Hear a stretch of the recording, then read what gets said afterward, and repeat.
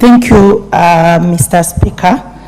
I note very well when children are taught in school and they are told of developing countries and those that are developed.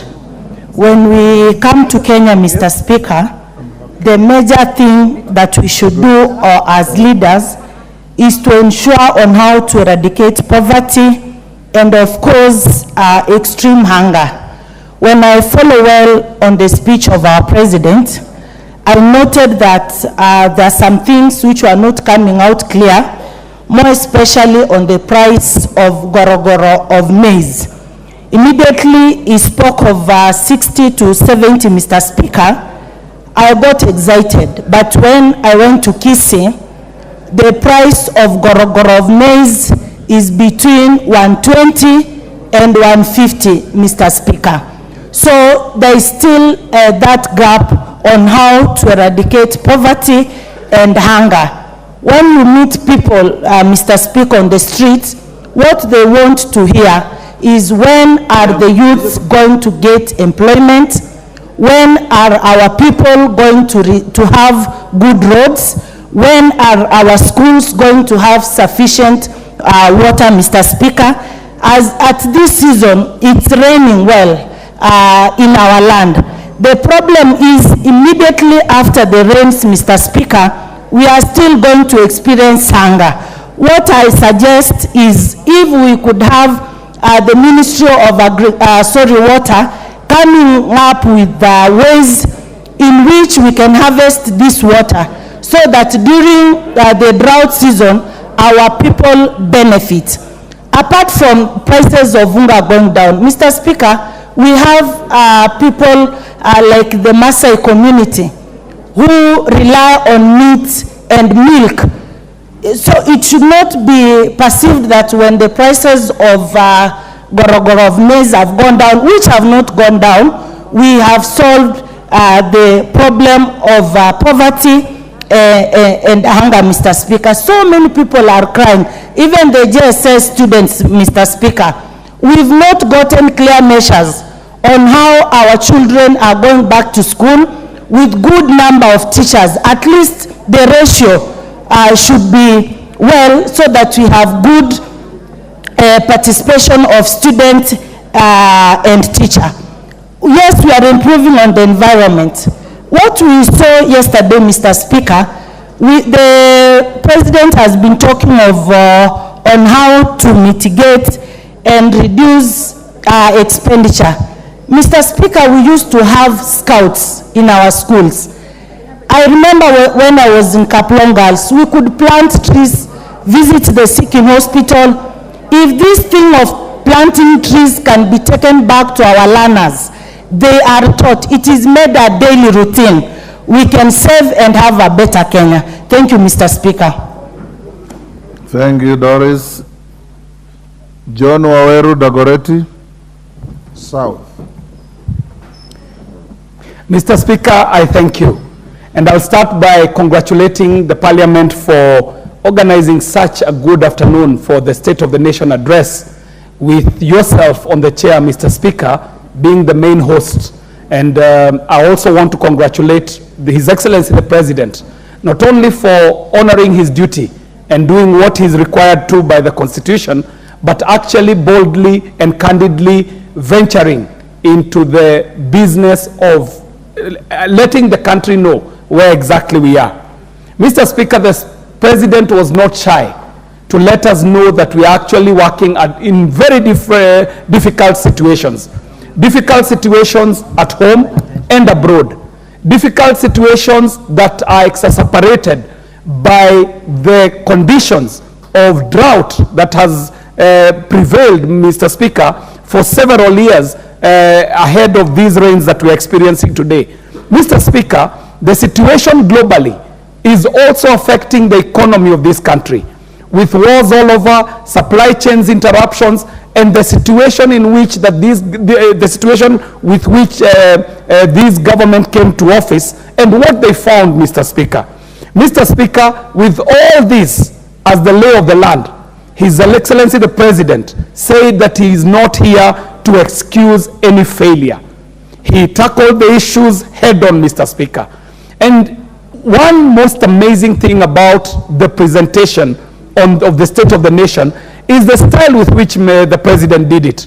His Excellency the President, ahead of his speech, took time to call numerous Kenyans across the nation to have a candid one-on-one discussion, Mr. Speaker, so that this speech was in essence what the people in the street would call a collabo between the President and his people, reporting what the situation on the ground is verbatim, Mr. Speaker.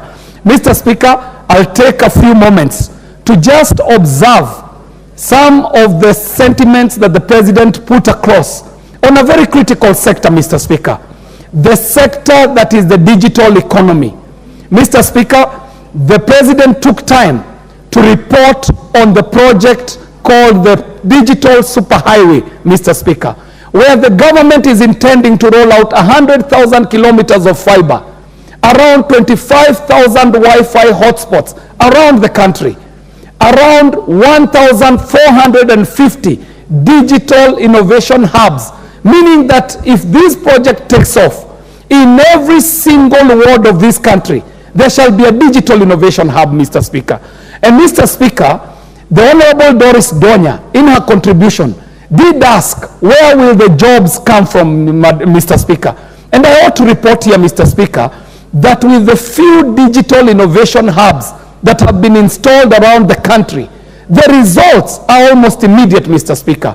You shall go to a digital hub that is in Nakuru, and you shall find that every month this digital hub is returning earnings of over 6 million Kenya shillings that is being earned by young Kenyans who are working around the clock, getting digital jobs from international companies, Mr. Speaker, earning in dollars.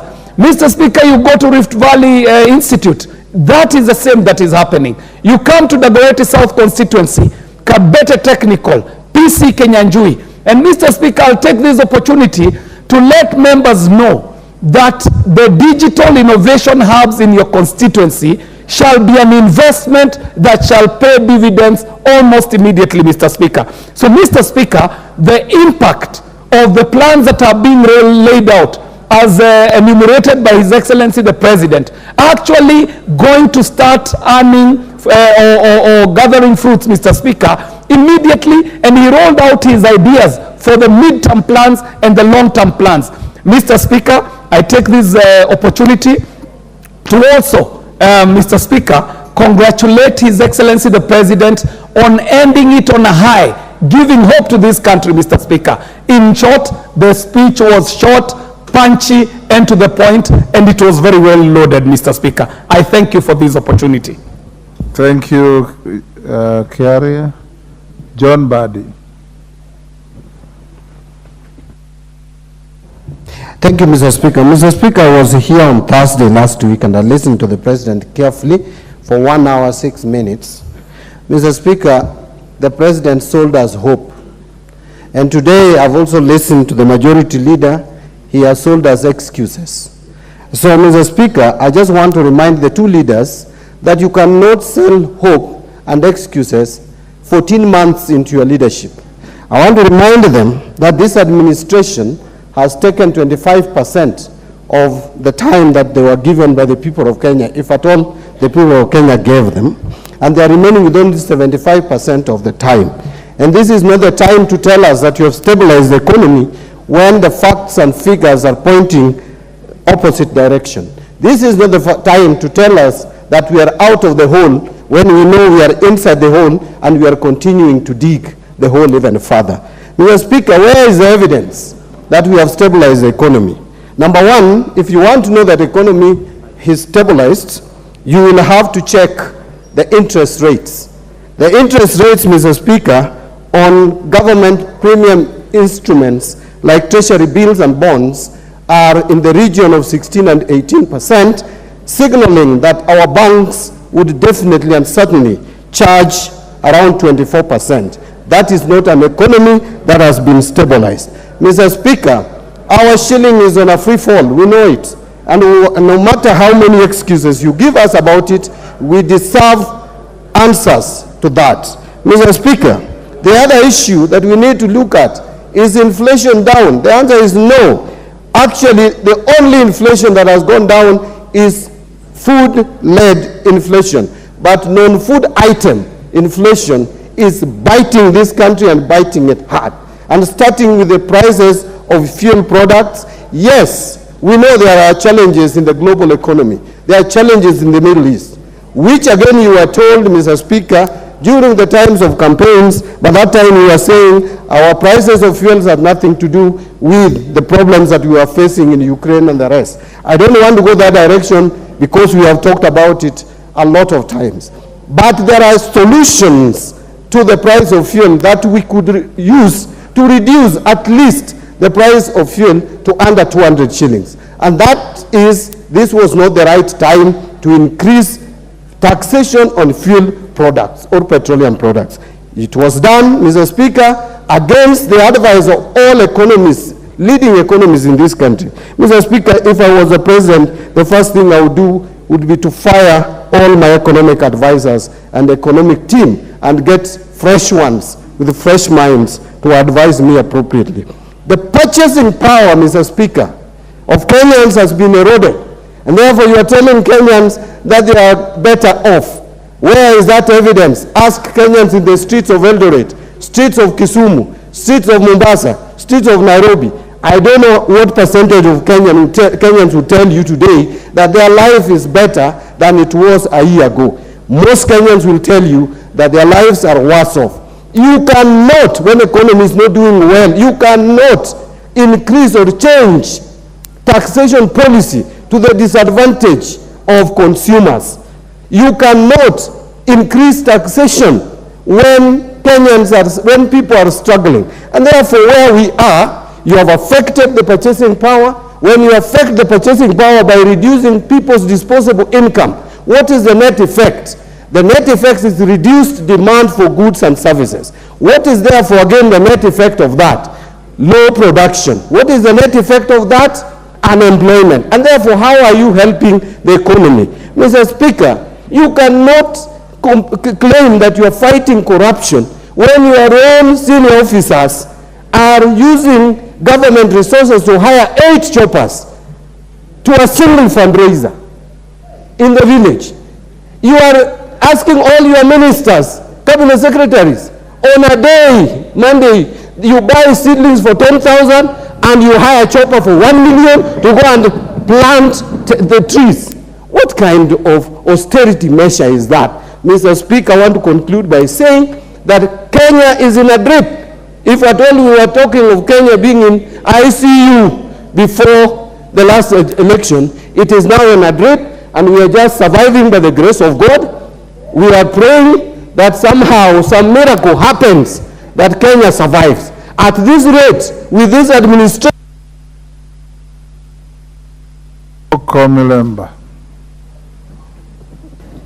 Thank you, the Honorable Speaker, for this chance. I was also here on Thursday to listen to the President on behalf of the people of Muhaya. And Honorable Speaker, I listened with my third ear. And one thing, as a student of history and government and also a student of Ruto'S on speech, I was happy that the President was very confident and he actually gave hope to the Kenyans. He was also very clear in his mind to say what was truthful, what could be done, and what could not be done. And that's what this country possibly needs, because we cannot afford to live a lie.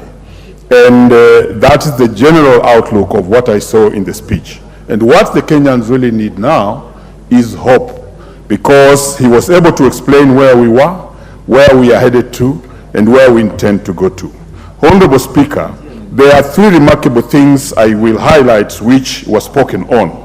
Number 1, the President was able to speak on the issue of education.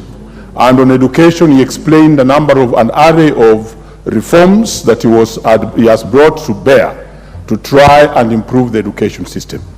And I must begin by thanking the President, because I've been in the education system for a long time, Honorable Speaker. And I know that employment of teachers has been and is still one of the biggest challenges that we do face. and that even in previously would only employ 5,000 teachers every year, and in 5 years would employ about 25,000.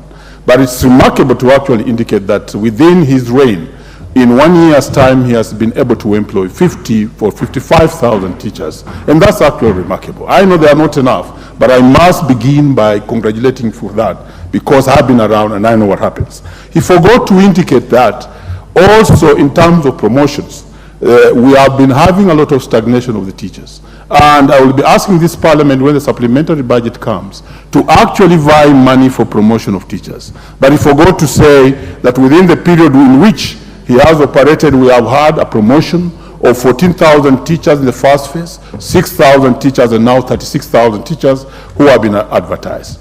I would be glad to actually indicate and report to the president that of the 55,000 teachers who employed, and we thank him for that, most of them were interns. And now they are the ones who are in the JSS, and they are now looking forward to becoming PNP, permanent and pensionable. Honorable Speaker, I was in Bomet over the weekend, and most of them are crying out that after the 1-year internship program, they should be confirmed as PNP. I'll be asking this House to support the President by actually vying money to make all those intern teachers who are in our JSS and other parts of the schools to become PNP. Honorable Speaker, the next thing I want to speak on, which came out very clearly in the President's address, was the issue of the economy. And here he was very, very firm and clear. And the issue of cost of living as an agenda in the bipartisan talks needs to be given more time, the way the mover of this motion did indicate. And it needs to have everybody look in each other's eye. I was very proud when I heard the leader of majority use that phrase, because back at home, that's my slogan. And in my language, it's called Menga Moni, look in my eyes. Because unless we deal with that very seriously, then we can easily lie to ourselves. That he was very clear to indicate that the borrowing had reached its maximum, and it was not possible for us to borrow anymore. And you are aware as a House that even we had been downgraded in terms of our ability to borrow in the grading system of borrowing around the world. And now it's very important that we tighten our belts and actually live within our means. And if we continue with the borrowing, we shall actually collapse. He was also very bold to indicate that for the first time now, we want to face the challenge that we have always feared for the longest time, and that is the Eurobond. That we want to tackle it so that it may give confidence to the international markets to actually invest in us, because most of what the countries are doing is to default. And the repercussions of defaulting are usually very severe, and they don't last 1 month, neither 1 year. They last an array of years because you lose the confidence in your currency, and it's usually very terrible. So in the interest of time, I think I'll have to stop there. I'm unable to speak on agriculture, which I think is the most important thing, because productivity must be encouraged and not consumption. Thank you, Honorable Speaker. Zamzam Chimba.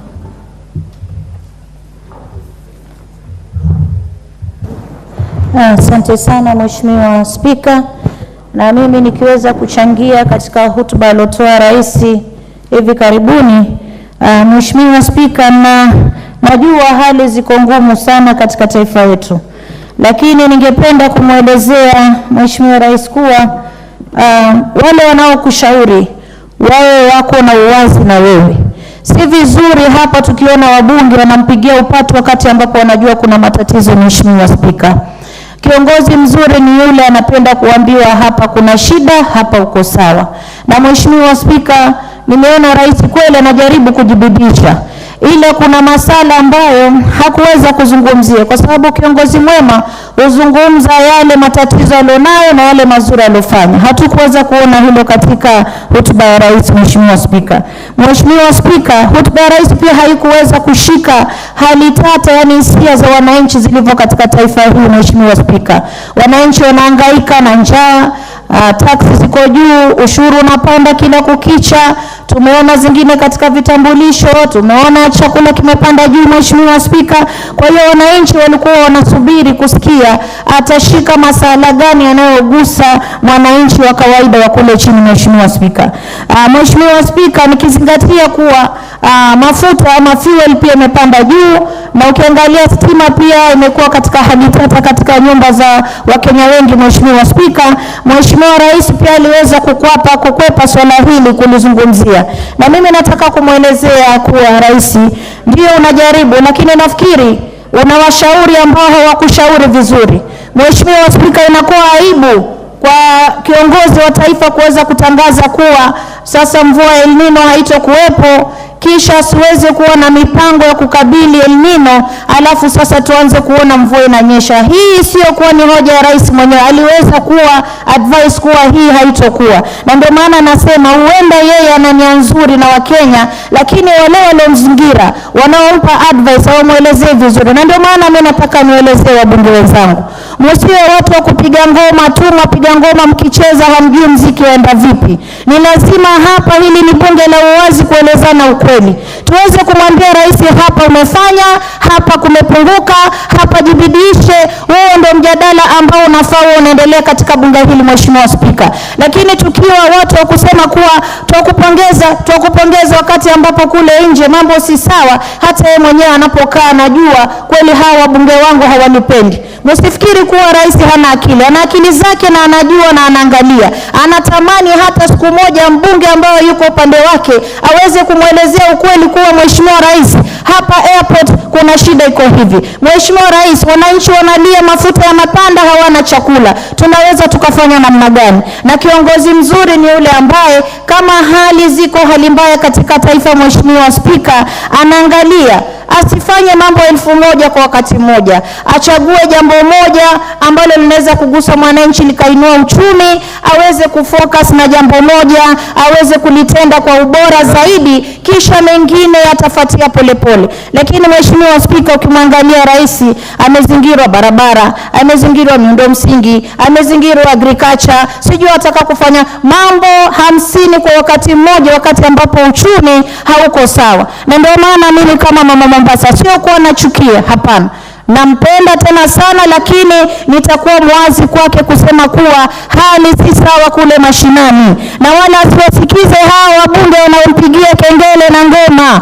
Asikize huku sisi tunamwelezea mambo halisi yaliyoko kwenye kule mazingara ya wananchi kule chini. Mheshimiwa Spika, sisi mpaka wakati huu tumekubali huyu ndio rais, na sisi tunataka kusonga mbele kama Wakenya kwa sauti moja. Na vile tumekubali, tunasema asidanganywe hapa na hawa wabunge kumpigia ngoma, ni kuzuri, tunakusifu, hapana. Kama mama Mombasa, mimi nakwambia rais, hata hawa walimu 59,000 ambao umeajiri, nataka kukwambia ukweli kuwa Mombasa County tulipata walimu 6 peke yake kwa walimu 56,000. Katika hizi za wifi 25,000, mimi nataka kumwelezea rais, Mombasa imekuja 2 peke yake. Kwa hiyo kama anapenda ugatuzi kama alivyosema, pengine wale wanaomshauri hawamwambii vizuri, na mimi kama mama Mombasa County napenda kumwambia kuwa ajibidishe, akazane, lakini asidanganye na hao waheshimiwa wengine. Asante sana. Mama, what is your point of order, KJ? Mheshimiwa Spika, ningependa utueleze kama mjumbe huyu wa Mombasa amekiuka kanuni za kudumu hapa bungeni kwa kuweza kuwapotosha wabunge, kueleza kwamba kunavyo vituo ambavyo vimebuniwa vya kidijitali, akijua vema kwamba wewe mwenyewe uliweza kutuita mkutano hapa wa Kamkunji na tukaweza kujadili masuala haya ya vituo hivi, kwamba ni majukumu ya wajumbe kuweza kushirikiana pamoja na serikali kuu kubuni hivi vituo ambavyo ni vituo vya kidijitali. Na pia walimu hawa ambao walikuwa wanaajiriwa, Mheshimiwa Spika, nadhani kwamba huyu mjumbe anatupotosha kutuambia kwamba kutokana na wale walimu 56,000 ambao waliajiriwa, ati kwamba ni 6 peke yake ambao wameajiriwa katika kaunti zima ya Mombasa. Mheshimiwa Spika, je, huyu mjumbe anatupotosha, na je, amekiuka hizi kanuni zetu za kudumu? Hayo maoni na namba ni zake. And in future, Mama Zamzam, when your colleague is on his feet on a point of order, you take your seat. Maliza on 30 seconds. Asante sana Mheshimiwa Spika. Nataka nimwelezee mbunge mwenzangu kuwa mimi ndio mama Mombasa na nachunguza na angalia. Na hapa tulikuwa na yule waziri kweli. Lakini wewe unajua kama aliweza kuzindua sehemu mbili ya kuweza kuweka wifi, ikiwa unaweza kupinga hapa, mimi nakwambia usilolijua na usikuagiza, angalia ya kwako ni angalia kwangu. Kule kwetu walimu walikuwa ni wachache sana kuzingatia na namba ambazo zimetolewa 1056. Kwa hiyo tuweze kuheshimiana, zungumza Dagoreti sijui ni wapi, mimi niachie Mombasa. Napenda rais na namuombea Mungu aweze kukazana, afanye kazi kwa bidii lakini asisikize Thank you, Mama Mombasa. Geoffrey Ruku. Thank you, Mr. Speaker. It is important, Mr. Speaker, I feel that I was not in the House, but I followed the address online from the time the President came in to the last sentence. And Mr. Speaker, I like to support all the sentiment and raised by the end of state and the end of government, and to congratulate him for a very job well done for the past 1 year. Mr. President, in his speech, in his national address, he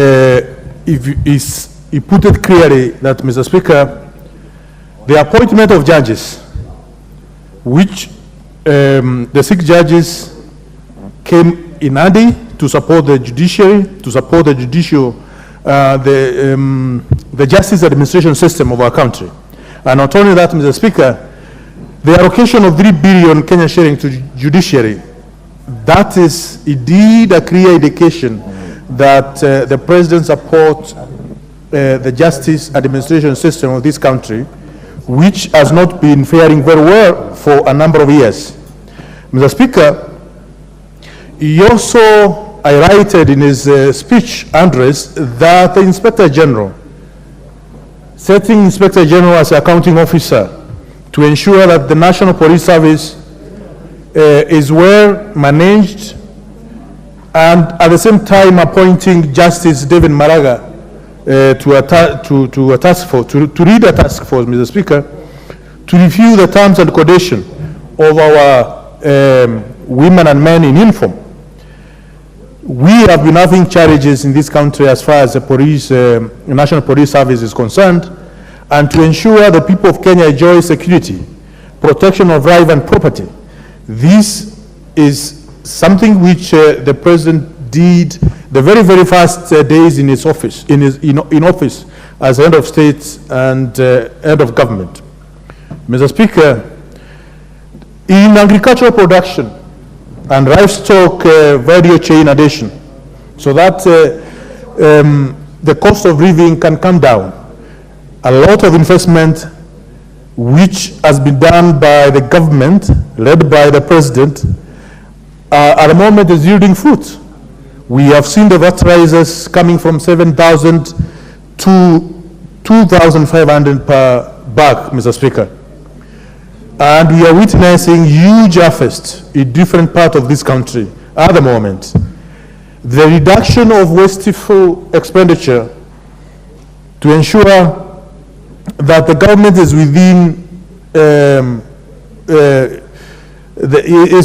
is controlling the expenditure.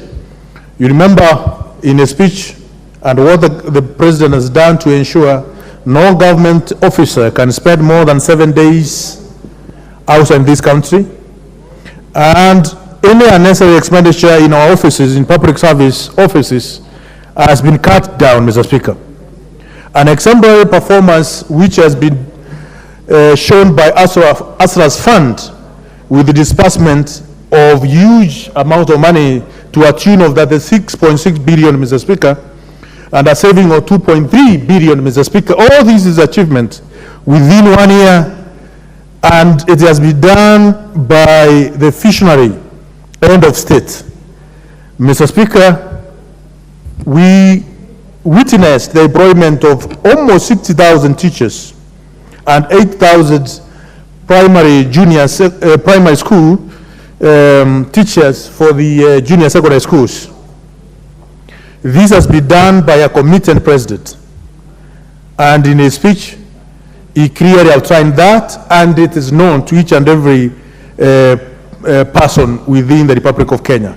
This is something which has never been done in the past, and it can only be done through commitment, passion, and diligence in service to the people.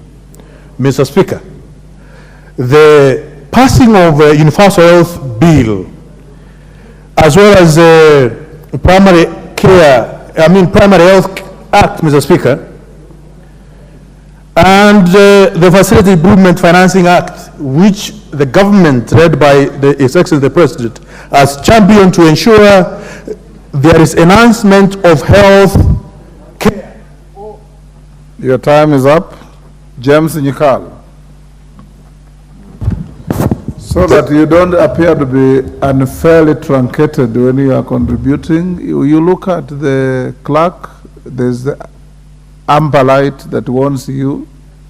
When the amber comes on, you have 1 minute. When the red comes on, you are switched off.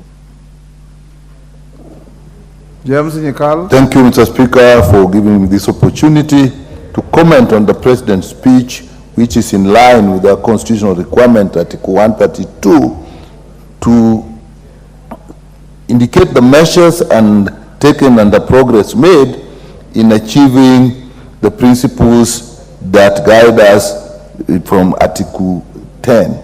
Mr. Speaker, my summary of this really is, once again, we are the list of policies, promises that are to be done. And let me say, a fair amount of report on process indicators, which means what needs to be done and where we have reached, but actually it did bring us to what has actually done. In my view, at these times, what we expect, Mr. Speaker, we expect results that affect our daily lives, not good plans, not processes that have been put in place. For example, Mr. Speaker, we will not tire of talking of the cost of living. We keep saying that actually we cannot go into subsidy, but if you have a crisis in your hands, you first of all deal with the crisis before you go for long-term measures. We keep saying, for example, that the cost of fuel cannot be touched because it is a consumption subsidy. I'll never be convinced, Mr. Speaker, nobody can, that a subsidy in cost of fuel is consumption. There is no single mover of economy like fuel. So in my view, subsidy on fuel may be a better production subsidy than even fertilizer, which we all agree is actually a production subsidy. And when we say the cost of fuel is probably a problem that arising from other events in the world, why are there differences within the region? As Mr. Speaker, the cost of fuel has about 5 levies and a heavy VAT tax on it. Those are things that we can handle. So I was expecting that at least that one we will take care of. Mr. Speaker, when we talk of in the area of education, we had good indications, primary education, funding primary, university educations, but up to now really, we are just starting to see the fees being paid, and there are still a lot of students who are in universities and their fees have yet to be paid. When we talk of universal health coverage, we have changed laws. Changing laws is not the same as actually getting results. And I'm worried, Mr. Speaker, even the laws we have changed have opened ourselves to a lot of activity from the private sector. We literally may hand over the processes to the private sector. I'm not so sure we'll get much there. Mr. Speaker, when we are talking of even social protection, we have changed the structure. A member mentioned NSSF. I don't know whether we are aware here that in our new arrangement, there are actually 2 tiers of NSSF payment which are being made by employees, where tier 1, which is a small proportion, actually is what NSSF is going to manage, while tier 2, which is a bigger proportion, is actually going to the private sector.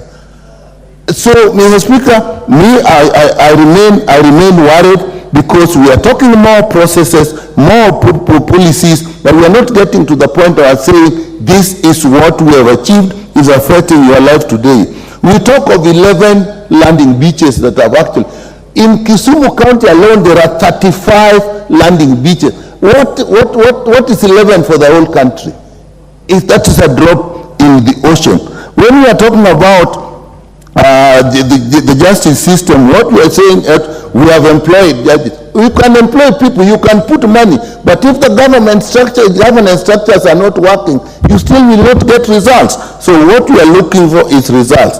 When we are talking of security, we talk of funding the police. I think those are good things, but we must move away from thinking that policies, funding will eventually turn into actual delivery of what people need if we do not pay attention to the issues of governance that will move these things to allocating money. Your time is up. Honorable Ruku, I gave you a chance to speak. You finished and logged in again. That is not right. You are still stuck at the top of the screen. Then there is something wrong, clerk. The next goes to member for, it's called Moham, member for Nyali, is it? Yes. Asante sana Mheshimiwa Spika. Ningelipenda kuzungumzia hotuba ya rais. Yale ambayo alisema yalikuwa mambo ya wazi na aligonga ndipo. Mheshimiwa Spika, ninaposikiza waheshimiwa wenzangu wakizungumza jinsi hali ya maisha ilivyo, ninashangaa sana kwa sababu hawa wanaotuzungumza na kutuzungumzia na kutueleza haya mambo ni wale ambao walitutia katika shimo la matatizo katika taifa hili. Hawa ndio walioweza katika uongozi wao, waliweza kupora mali ya wananchi na kupelekwa katika mataifa ya nje, waliweza kutumia pesa ya wananchi vibaya na kufanya kampeni zisizo na kichwa wala mguu za BBI, na leo hawa ndio wanakaa mbele yetu na kutuambia vile ambavyo taifa hili litaendeshwa. Mheshimiwa Spika, deni ya Kenya haiwezi lipwa na mtu mwingine. Deni ya Kenya italipwa na sisi wa Kenya. Kenya ni nchi huru, nchi ambayo inajifaa kujitegemea na kuzalisha mapato yake, ajira na mambo mengine mengi, Mheshimiwa Spika. Kwa hivyo kile ambacho rais wa jamhuri amefanya ni kuhakikisha ya kwamba minyororo, mitego iliyokuwa ikiwekwa hapo awali ya sisi kila mara kuomba na kutegemea mataifa ya nje yameisha. Na wakati ambapo unataka kulipa haya madeni, ni lazima utafute njia mbadala ya kulipa haya madeni. Na njia ni sisi wenyewe tuweze kujikomboa. Nimesikia mheshimiwa mmoja akisema ya kwamba ati rais anatoa ahadi mingi sana. Achague jambo moja, amalize moja. Hata wewe mheshimiwa kwako nyumbani huli sima kila siku. Leo ni sima, kesho ni chapati, kesho ni pilau. Kwa hivyo muacheni rais wa Jamhuri ya Kenya azunguke, aende, atafute. Nyinyi hata waleo munapiga kelele kwa sababu ya upanzi wa miti. Tusipopanda miti muko na maneno. Tukipanda munaanza kusema watu wameenda kupanda. Jambo ambalo ni jambo la Mheshimiwa Speaker. Member for hold Mohas time. Yes, Fatuma, what's the problem? Mheshimiwa Speaker, I would like to honorable member to explain to us who exactly is he talking to, because he keeps on pointing at the three of us and saying hawa ndio walichukua deni, hawa wanapiga kelele mtu ukipandwa. Tungeomba utuambie kamili unamzungumzia nani, na kama una habari mimi huu ni mwaka wangu wa kwanza kwa kwenye bunge hili, sina deni la mtu. Order Fatuma, you are out of order. There are people like Italians who speak figuratively with their hands. The fact that you are in the direction that he's facing doesn't mean he's talking about you. Go on, Mohammed. Asante sana Mheshimiwa Speaker. Nadhani wakiambia ukweli wanatafuta vijisababu visivyo na kichwa wala mguu. Nikisema hawa ni nyinyi ambao mlikuwa katika serikali iliyokuwa hapo awali, nyinyi ambao mlienda mkadanganya wananchi na kuwaambia mambo ya porojo ilhali mlikuwa mkipora mali yao. Kwanza nyinyi mnafaa mrudi kwa wananchi, muwaombe msamaha, museme nyinyi ndio mmefanya makosa kwa kuweza kupora na kufuja mali ya Wakenya na kutuletea haya matatizo. Mheshimiwa Spika, hawa walikuja na kifua wakisema ya kwamba tutafanya mambo mengine kwa lazima, na leo mnakaa mbele yetu bila aibu, mnataka kutuambia vile ambavyo taifa hili litaendezwa. Hata hayati Emilio Mwai Kibaki alichukua miaka 2 kujenga nchi. Wewe pia kama mbunge ulipochaguliwa huwezi fanya miujiza na kipindi cha miaka 1. Kwa hivyo Mheshimiwa Spika, yale ambayo rais alizungumzia yalikuwa ukweli bayana. Alizungumzia masuala ya elimu, akazungumzia masuala ya ukulima, akazungumzia pia masuala ya deni ya Eurobond. Na dawa ya deni ni kulipa, na usidanganywe na mtu yoyote. Sisi wa Kenya ndio tutalipa hiyo deni, sisi wa Kenya ndio tutasukuma hii gari mpaka tufike mahala ambapo patakuwa sawa kwa kila Mkenya. Asante sana Mheshimiwa Spika. Member for Kapchai.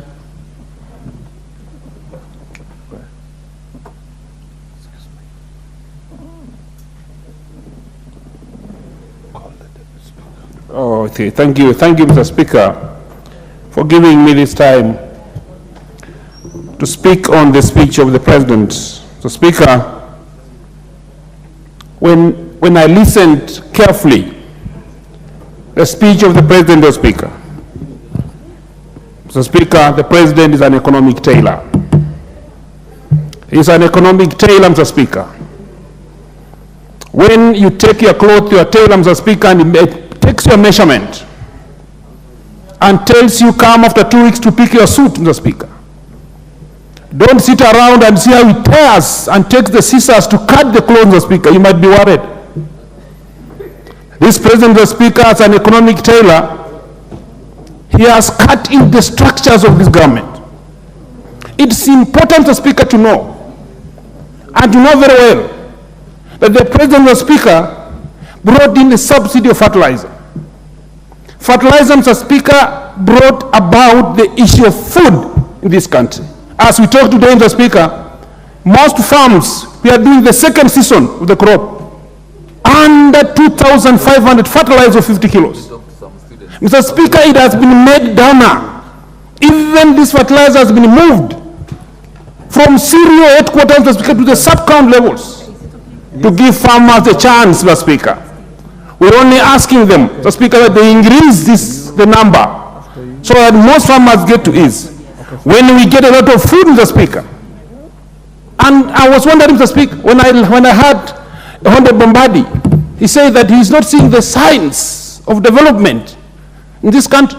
Mr. Speaker, when we harvest well and we had enough food, like in his constituents, Mr. Speaker, sufurias are now busy. You cannot, if sufurias are busy, Mr. Speaker, they have a lot of food. You can't find them on your head. And that is the reason why you are saying, Mr. Speaker, we start with the food. It's not a fact, Mr. Speaker. It depends also with the school you went through. We have something called the Kepner and Toka principle of assessing the degree of danger. And then you start from where? In your house, Mr. Speaker.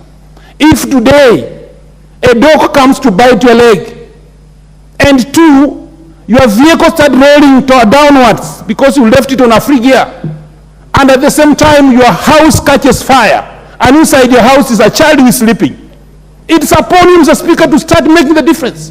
It's you to make a decision. What do you start with? That's called the Kepner and Toka principle of the degree of danger. You will first start with the house that is burning. Take out the child as the dog bites your leg because you can go to see the doctor. So, Speaker, the President has chosen on what to start with, and the first is food. If we stabilize the food factor, so Speaker, Madam Speaker, this country is getting somewhere. 2, Madam Speaker, infrastructure to the sensitive areas of this country. We need better roads, Mr. Speaker, to go inside to get where food is produced, agro-based zones, where we can get fresh milk from the farms straight and quickly, 2 hours, back to static time, to reach the centers and cooling centers. That's what we need, Mr. Speaker, in this country. We need roads that can feed in to get some of these perishable foods from inner parts of this country to come to the markets. That is what the president is focusing on. So, Speaker, I want also to say something, that the national dialogue, that due to the magnanimity of the president, due to his magnanimity, Madam Speaker, he chose that we come together and talk. We expect fruits from this dialogue.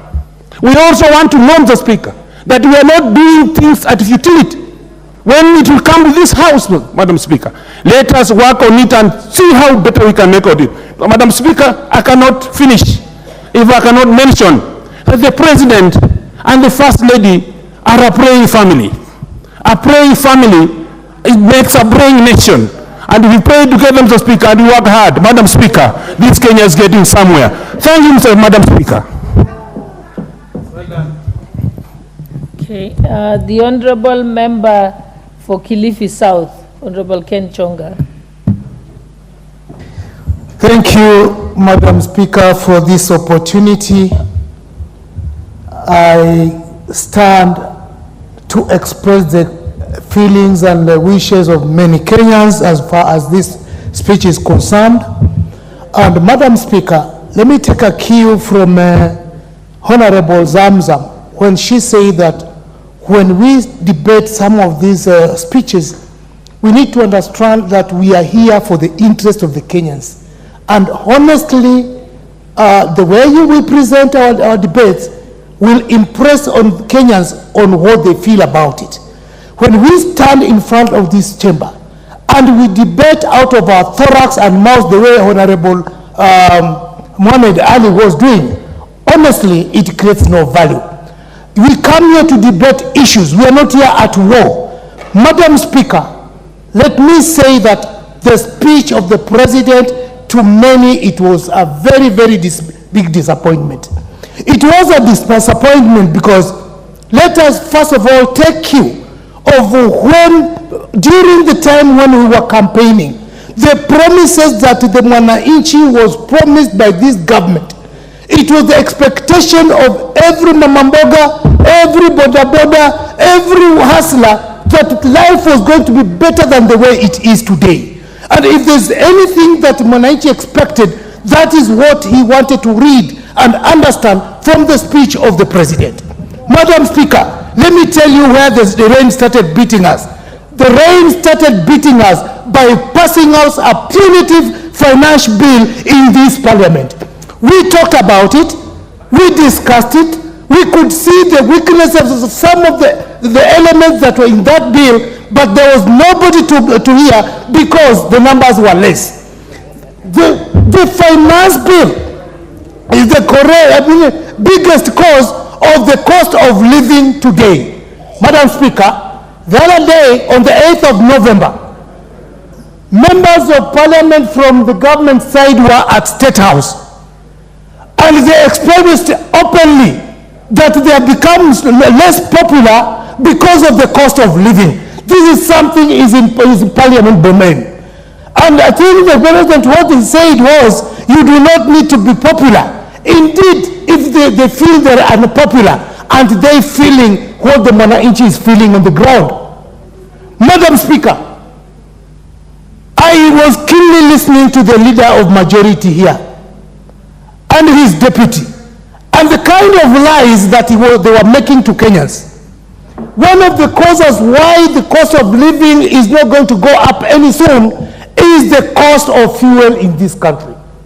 Madam Speaker, you and me know very well that Kenya went into an arrangement of government to government with the government of Saudi Arabia. Look at the players in this arrangement, first of all. If there is nothing that I can call a scam, this is the biggest scam, Madam Speaker. They are telling us that the cost of fuel is going up because of the war in Ukraine and the Hamas. How come the cost of fuel is going down in Tanzania, in Rwanda, in Uganda? What explanation can the president make out of that? It is in public domain that the companies who were given the tender to be bringing fuel tied their hands in such a manner that when the cost of fuel is going down, they cannot negotiate these terms. And you know very well, for as long as the cost of fuel will remain high, everything in Kenya will remain high. Madam Speaker. What's your point of order, Honorable KJ?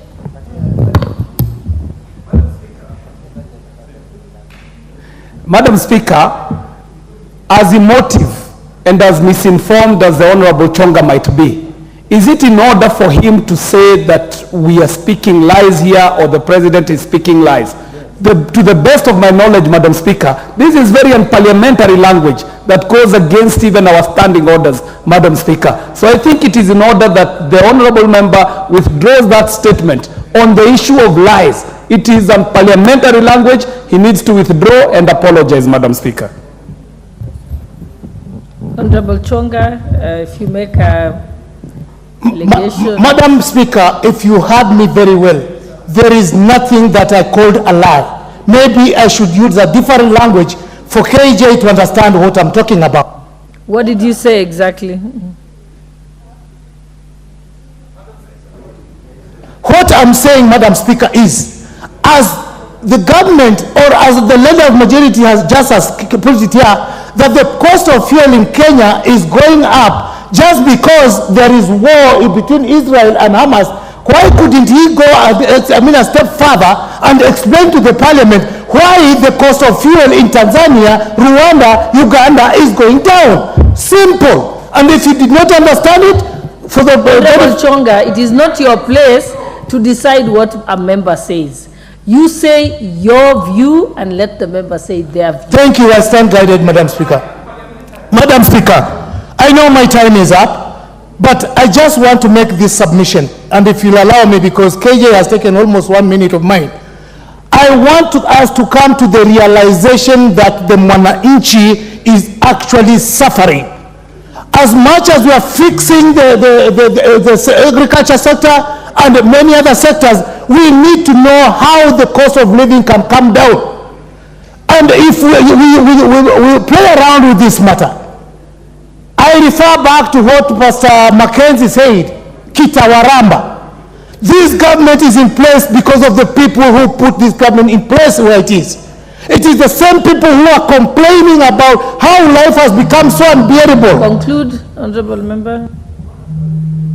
I'll give you an extra minute. Thank you. Thank you, Madam Speaker. So conclude. I'm concluding. Madam Speaker, with that realization that we are where we are because of the promises that we gave to the mwananchi, be you on the opposition or on the government side, the feeling of the people on the ground is the same. Langu mimi Kiswahili nataka kusema, tusingoje kiwarambe. If we insist that everything is correct and yet everything is going wrong, then kuramba tutarambwa. Asante, Madam Speaker. The Honorable Member for Narok West, Honorable Gabriel Tongoi. What is your point of order, Leader of Majority? Honorable Speaker, thank you, Honorable Speaker. I came running from the office. So if I pant, Honorable Speaker, it's because I came running. You know, I'm a stickler to the rules and procedures of the House. And I was listening as Honorable Ken Chonga made his contribution and challenged on a point of order by the Honorable KJ. He asserted that he had not used the term lies. Honorable Speaker, we must be a house that adheres to our own rules and procedures, because the Honorable Ken Chonga asserted that the kind of lies being said to us by the Leader of Majority and his deputy. And Honorable Speaker, there is something called statement of fact.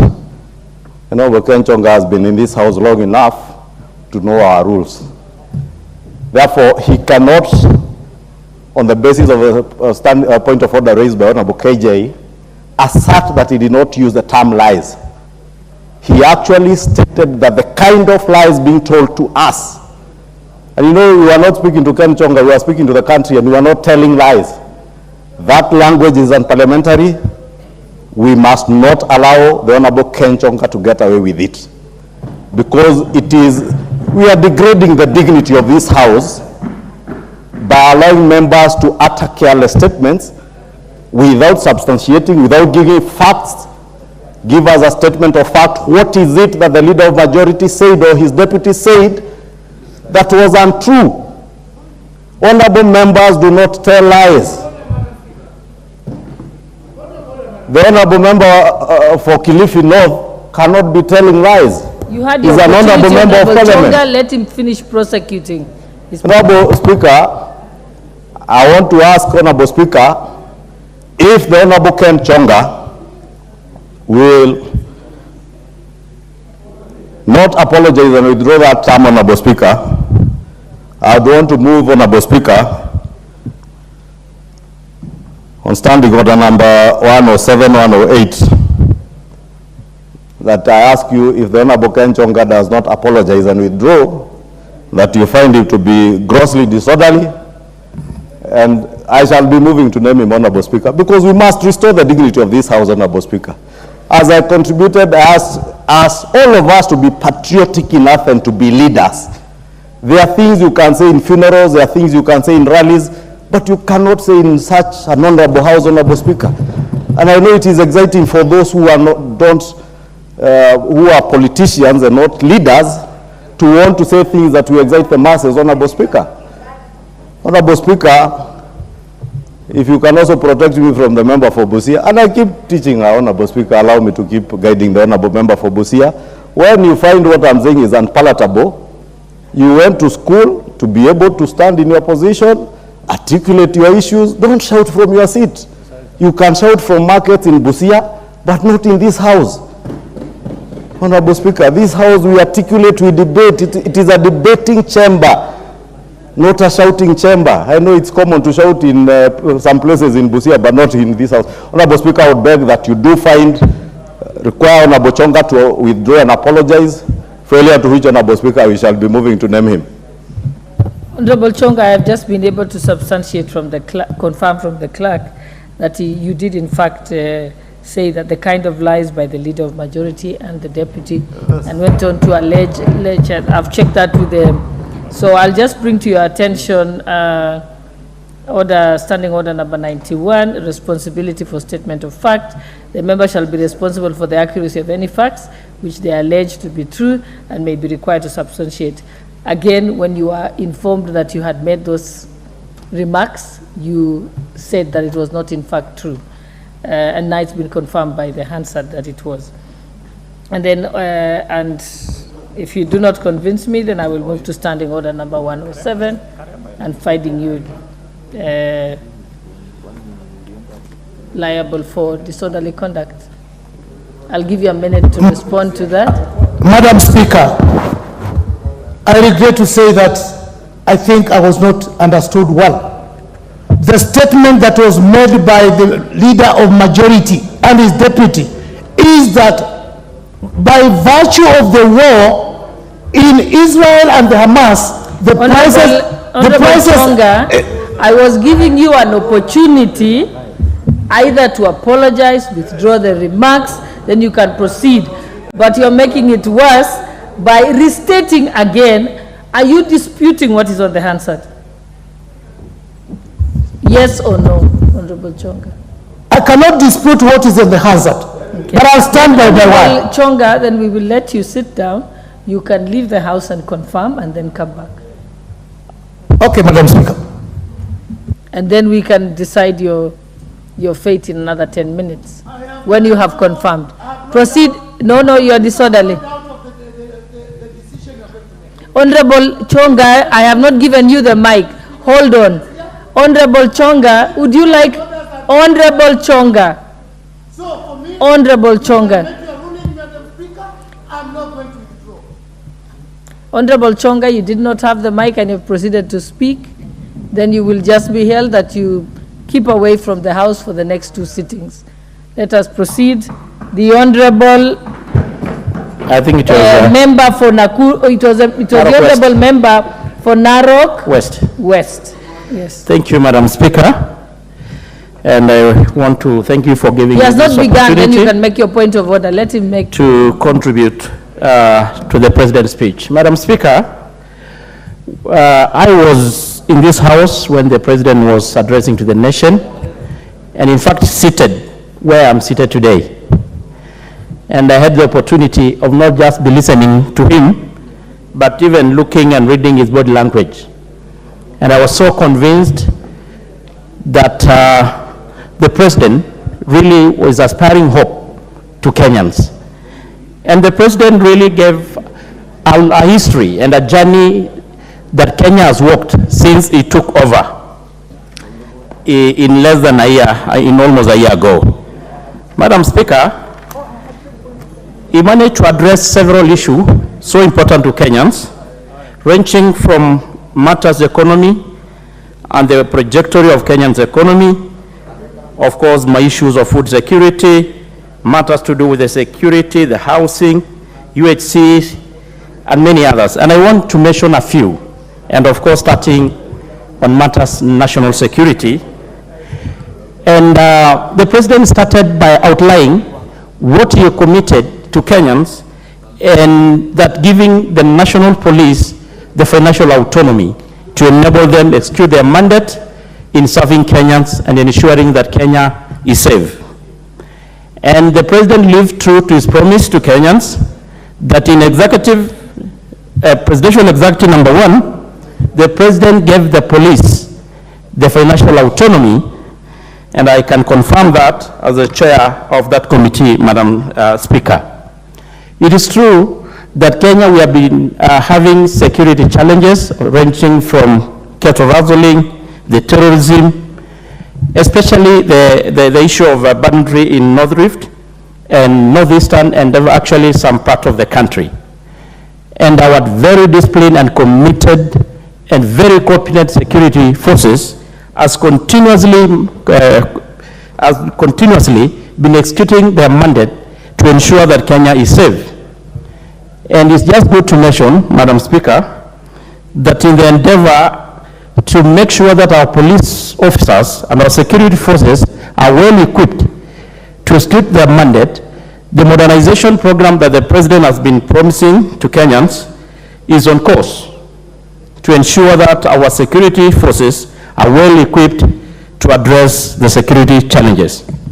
We can all confirm, Madam Speaker, that the issue of cattle rustling and boundary in North Rift has really significantly reduced. And even members in this house from that region can confirm the same. Of course, we have still a few challenges. They are not there, but we are really up to the task. You also mentioned about the issue of NYS, that we are going to double the intake and ensure that the 80% of the NYS are going to be taken during the future recruitment into our security forces, being the police or the KDF. Madam Speaker, on the issue of international obligation, we are on the right track as a country. It is true, we are proud to be Kenyans. Kenya has been known, and they have really cemented their position in the global arena, especially in matters peace.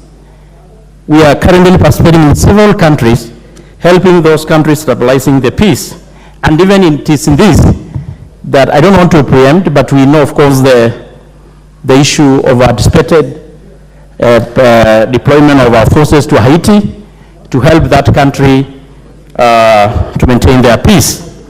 Madam Speaker, on the issue of food security, the president was able to really put it in clear terms what the Kenya Kwanza has managed to do, starting from subsidy on fertilizers, which has enabled the produce, the food,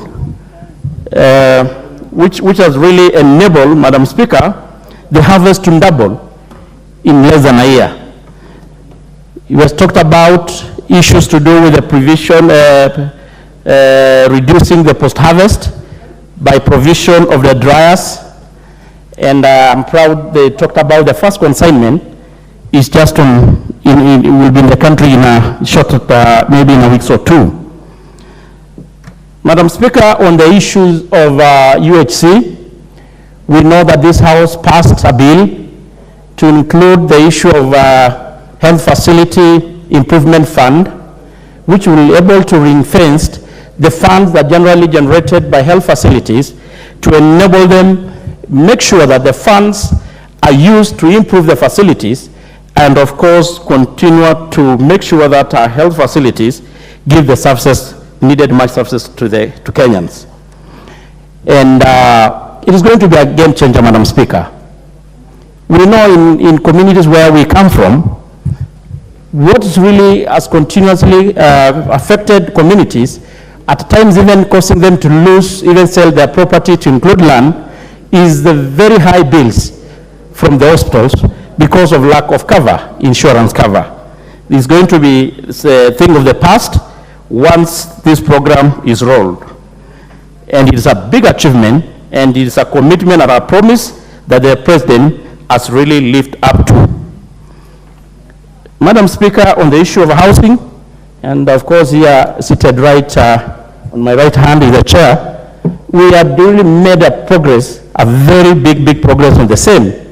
There are a lot of housing units coming all over the country, and I'm sure it is in a due course, Kenyans are going to live in dignified manner.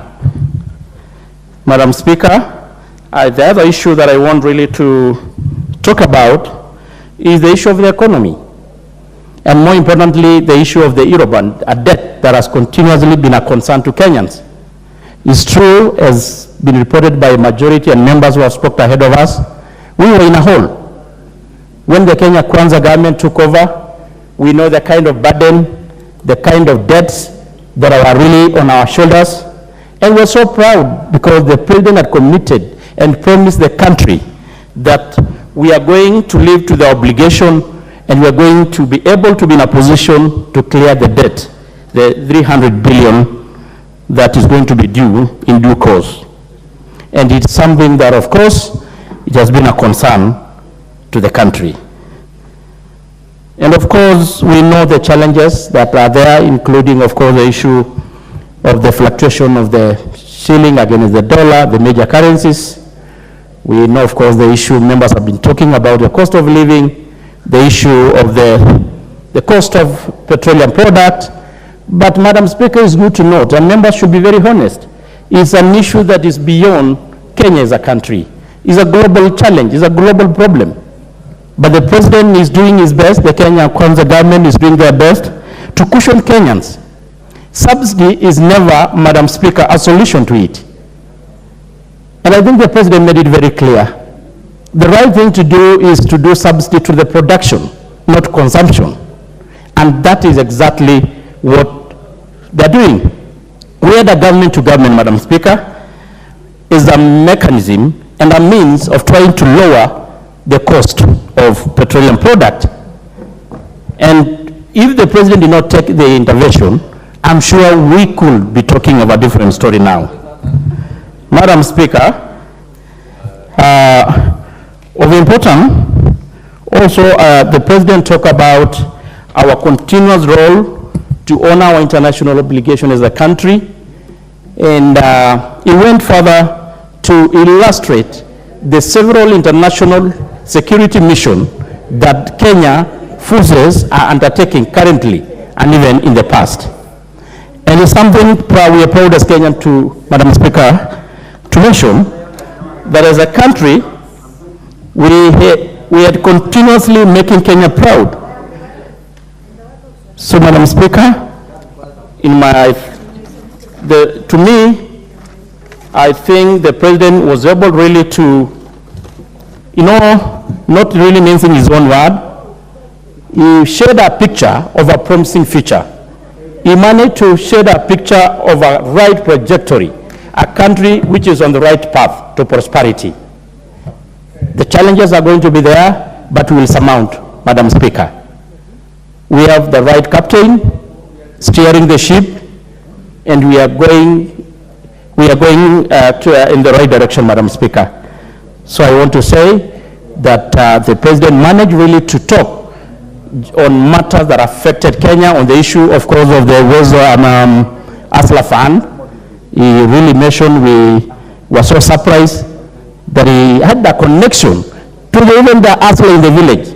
there down, the tuk-tuk rider, who talked in their own words on how the Hustler Fund had managed to transform their lives.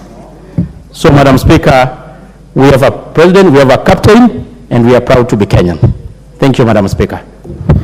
Thank you. And before I call the next, the Honorable Esther Passaris, member for Nairobi County, someone just asked, what did Honorable Ken Chonga do? For the avoidance of doubt, I asked him to leave under Standing Order 107A, which states that a member commits an act of gross disorderly conduct if the member defies a ruling or direction of the Speaker, declines to explain or retract use of unparliamentary words, and declines to offer apology despite being ordered to do so. And you saw that I severally requested Honorable Chonga to do so, and then demonstrates or makes disruptive utterances against, despite being asked not to do so. And you saw that even without the mic, he continued. So it's on that basis, because the standing order is quite clear, that the Speaker may call upon the member whose conduct is grossly disorderly to withdraw immediately from the presence of the Assembly for a minimum of 5 days and a maximum of 28 days. So he has to keep away from the presence of Parliament for 2 days. 5 days. Just wait. Just trying to quote that. I said 2 days. Just wait. Minimum of 5 days. Yes. Actually, it's a minimum of 5 days. So unfortunately, as a minimum of 5 days. Let us proceed. The Honorable Member for Nairobi County.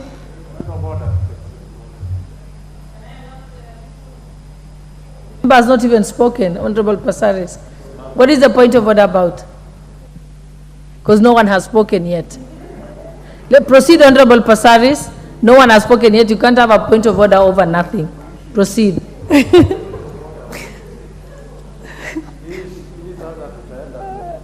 Thank you, Honorable Kibagendi. Sorry, I was referring to a decision I'd already made, so it's not a new matter. Proceed, Honorable Passaris. Thank you, Madam Speaker. Thank you, Madam Speaker. Madam Speaker,